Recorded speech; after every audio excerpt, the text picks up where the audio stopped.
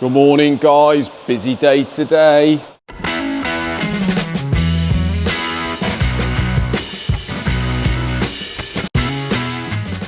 So I have had a boring day. No, I have. I've been boring the two A-Series mini blocks. So them two are bored there at plus 20. We've got the brand new pistons and all the bits sorted. So that's those two blocks done, faced. All I've got to do is hone those, give them a good clean, paint them, and they are ready to be assembled with their new parts. Second job today, I have honed this Cosworth block. Now this is for a friend of mine, Russell. It's a 200 block that he found that was very, very rusty. Looked horrible when he brought it in, but actually not too bad. All just very light surface rust. So we've given it a good blast in the vapor blaster. You can see it's just gone a little bit brown there where we haven't got any rust-proof agent in the vapor blaster yet. But yeah, it's all pretty good now, pretty clean. Just got to take the bongs out and give them a clean. All I'm doing is giving them a lick over.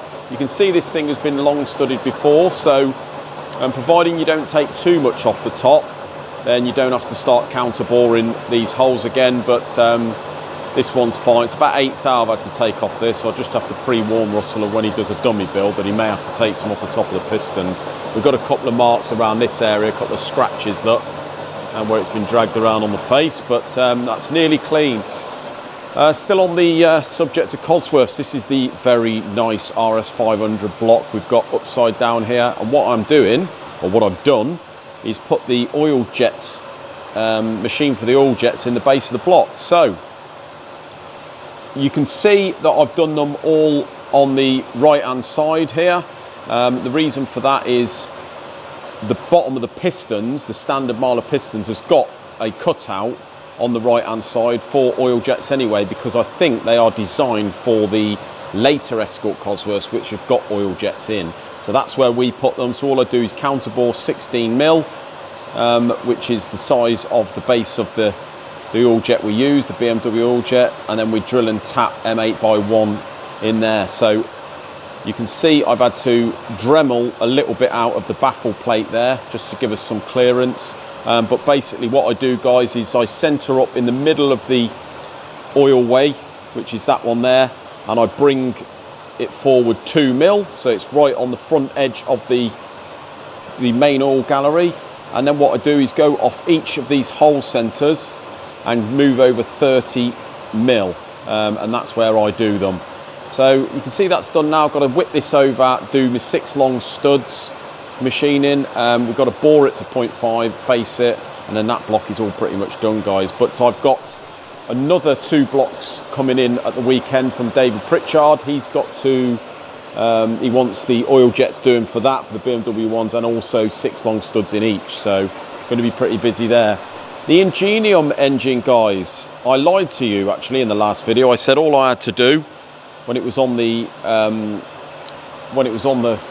mill there being faced, I said all I had to do was hone it. Well, I was lying, because I had to take set it up on the boring bar and take 1.5 mil out of each bore. So I've done that now. I've just finished honing it, and what I've done is I've let it cool now, but I'm aiming for size, which is 0 plus ½ thou. You can see that there is getting on ½ thou top to bottom, and that is absolutely perfect. I normally aim on most stuff plus ½ thou, because just gives it that little bit extra clearance, but nowhere near enough to start slapping or creating any issues. So that is absolutely brilliant. All I've got to do now is just deburr the top of the liners, get it in the wash, get it thoroughly cleaned, and we can start putting that one back together, guys. So that's the ingenium done with the liners.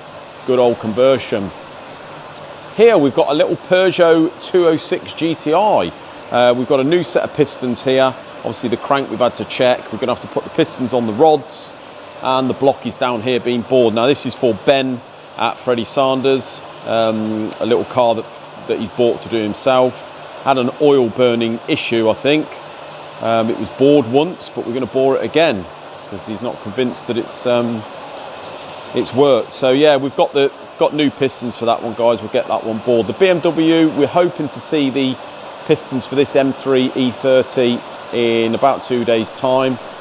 So that is just waiting to be honed. So yeah, I've really managed to get through most of the blocks today, guys, and do a load of machining. I'm quite happy, actually. So the RS500 engine that we're doing over there, this is the first crank. He sent us 2 cranks. One is a standard. This one is, apparently, John said it is 0.25 already. He's measured it and it's on bottom limit, but that is absolutely fine. I know from experience when most of these Cossies are on bottom limit, the clearance is going to be pretty good. So I think he wants to, I don't know what that noise is. I think he wants to sell this crank. So if any of you need a good 1010 Cosworth crank, we've got one here. But the other one is standard, and we're hoping that that one's going to measure within tolerance and we can leave it standard because it looks really good. Had a lot going on this week, mate, haven't we? Yeah, been a bit hectic. Even I've been getting my hands dirty out there. Got all the blocks bored out there. You say you've done about 16 of them, haven't you? Yeah, just finished the RS500 block, got to clean that. M3's done. Ingenium, we're going to get in here in a minute and start. So is that clean, that Ingenium? Pretty much. Just might give it one last little blowout and look in with a torch and. It's all go, isn't it? Yeah. But I want to discuss the thumbnail and title, mate, which at this point in the video, you don't even know what it is, do you? No, not a clue. What do you think to this idea? Sacking off the second channel. Really? You look surprised. Well, it's doing all right though, isn't it, the second channel? Is it? Is it? The only reason I say that is because when we started the second channel, the reason for it was we were sort of going off the comments, weren't we, back then? Yeah, a bit. Really. So the idea was to separate the cars and the projects and the sort of fun side of it, really, to the work, like and yeah. So making sort of 2 sides to the business, really. But over time, really, like, although we do enjoy doing the videos, yeah, it's like the main channel more so is like is a part of the business, isn't it? It's advertising. Yeah, a lot of work comes from it. It's marketing, isn't it? It's marketing. And whatever comments you do get on every video, there does seem to be a wide range of different comments, doesn't there? Some people favour some stuff. You know, there's a lot of people out there like the technical stuff. There's a lot of people like the prattling around with the cars. They will go. You know, most of the subscribers in that second channel come from the main channel anyway. Yeah. But it's quite a lot more work to run both channels, isn't it? And to be honest, I do see where you're coming from, because you're sort of shooting yourself in the foot, because the point of the cars and all of that, the fun stuff, whilst yes, it's fun for us, it's also promotion. And if you're putting all that on the smaller channel that gets, you know, less sort of interaction from people, it's sort of a bit pointless in that sense. Exactly, yeah. I mean, we get, like, now time's gone on, with sort of the second channel is what it is. We can't really do a great deal more. I know once we get the cars done, we can go and maybe do some more content and go, you know, do track days and stuff. But it's, you know, it doesn't like create a massive amount of revenue, no, or any more interest in new viewers. And it's, like I say, it's quite a lot more work. Whereas sometimes I would like to, I'm just thinking, just incorporate everything we do into one channel. I know there's going to be people that don't like us harping on about a kit car or the E30, and they would rather see the technical stuff. But that on the same, they're sort of the same people as who would watch the main channel as it is and still moan about us going on about something rather than, you know.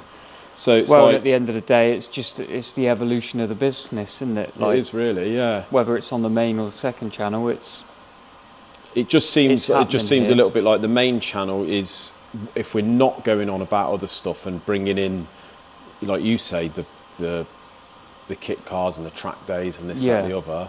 It was a great idea to have the 2 channels, but there ain't apart from doing what we're doing in the main channel, there's not really a lot else you can progress on it, is there? No. So Yeah. I don't know whether you guys can put down in the comments. I'm sure you'll have your opinion. Some people will say no, keep it as it is, we don't want to see that on the main channel, I'm sure. But I don't know, it would just make it a lot easier and more exciting for us to make content in the main channel. I think it might, and maybe interest new viewers into it. You know, exactly that. Because the main going to bring channel, people to the main channel. The main channel is the main one for our business, isn't it? It's the main, it's where the main advertising comes from. It don't make sense to split, you know, all right, on the main channel we show what we do, but the second channel's sort of trying to draw people in, but the second channel's smaller, and, you know, so it seems a bit silly, really, doesn't it? It does a little bit, yeah. You just sort of separate all that make off. videos for the sake of making videos half the time, and like, as I say, it takes a lot of time and effort, doesn't it? Whereas we can sort of incorporate that into the main channel, maybe do the odd one more video or something a week, and you know, I don't know, just an idea, mate. But I have been thinking about it lately. No, I get where you're coming from. So, but yeah, on the other hand, as I say, on the main channel, let us know in the comments what you think about that, and what else which way you would sort of like us to go, whether the way we're doing it is correct. It's odd running a YouTube channel, because you tend to sort of plod on, and there is times when you have sort of new stuff in and you come up with new little ideas, but there are some times when you just go on for a few weeks and nothing seems to change. Maybe it doesn't need to change, but it just feels like you're going through the motions and you want to make it slightly more exciting. Well, yeah, and you want to be able to progress and, you know... Yeah, just encourage new viewers. Yeah. And, you know, for us, if we're encouraging new viewers, it's not just new viewers and subscribers who want to come to the channel just to watch the channel, but obviously work comes from it. Well, it's work, and that's the main better quality thing work for us. More interesting work. It's, you know... Yeah. I mean, the bigger the channel gets, the better the work we get, really. Yeah, exactly. And that's the reason now we've built all this, and we're getting the nice engines we're getting. A lot of it's come from the YouTube viewers, and that's the way we want to progress with the business, isn't it? So it's what to do for the best, really. So let us know down in the comments. So guys, the first half of the video was actually done a day ago, and the great news is the pistons have turned up for the M3. So where are we? Oh, the M3 is in the wash. Let's have a little look in here. There he is. He's all washed. Got the Wiseco pistons down there, done the invoice, and the blocker's complete. So that is absolutely fantastic. The little 206 GTI block is all done. Customer's going to pick that one up. Ingenium block there, all thoroughly cleaned, ready to assemble. RS 500 block on the hone, just honed it, just waiting for it to cool down, then I can finish honing it, and that thing is all done there, guys. John has measured and polished the standard Cosworth crank for the RS 500, and that is perfect as well. So I'm just going to order the standard bearings, and we can go ahead and start to put that thing together, really, do a dummy build on it. So that's magic. All we've got to do is a cylinder head. We've got some cylinder heads come in. One over there being refaced, two here being refaced.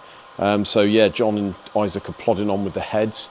But this little lot down the back here, all these boxes here, are the V8 AMG C63 Merc. Now we have started to get all that stuff sorted, because we've got to send the crank assembly off to be balanced at CTM, which obviously we can't do the V8 balancing, but first of all we need to balance all the pistons and rods, etc. So this thing has had a bit of a to-do. I think what had happened to it, it broke a ring gland right off the bottom of the piston. You see that there? That skirt has completely gone there. So that was the problem with this engine. It's gone kaput. He's managed to buy another set of second-hand pistons and rods from eBay, and what he wants us to do is make a good set out of what we got, basically. So Isaac has sized up and balanced end for end on the rods. Really good. He said these rods were actually really, really good. So from the factory, they were, you know, near enough perfect. All we had to do is just run the hone up the big ends, just open them out very slightly to give it that little bit extra clearance. And here are all the pistons. So we've managed to take two pistons from the set that he bought off eBay in replacement for 2 iffy ones. Obviously that one there is gone good and proper, but there was another one that was a bit iffy. This one over here, look, see it's got some marks on the skirt. So we've replaced that with 2 others. Now, weirdly, this one and this one are the ones he replaced, 3 and 8, but actually 4 is the lightest. So that was in the set of his original pistons.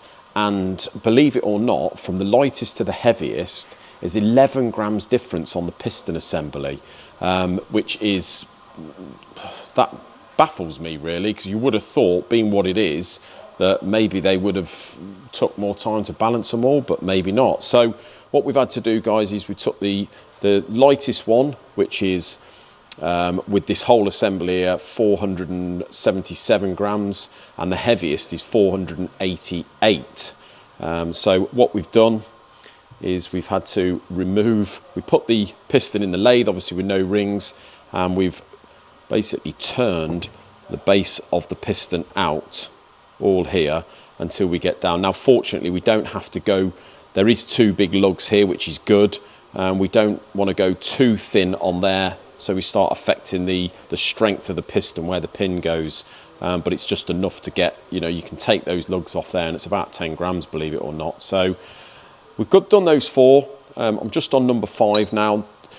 The rest of them, as I say, most of them are within sort of 3 or 4 grams, which is still enough, to be honest with you. But we're going to get all these balanced, get all the rods are done. Then what we do is we send the crank, flywheel, clutch, etc., front pulley, and 1 piston assembly. So 1 piston, the gudgeon pin, circlips, rings, and a con rod, and the con rod bearings, and then they can take that as an overall weight, counterweight on the V8, and get it balanced for us. So yeah, I'll just get this one done, guys, and then we can get this thing boxed up and on its way.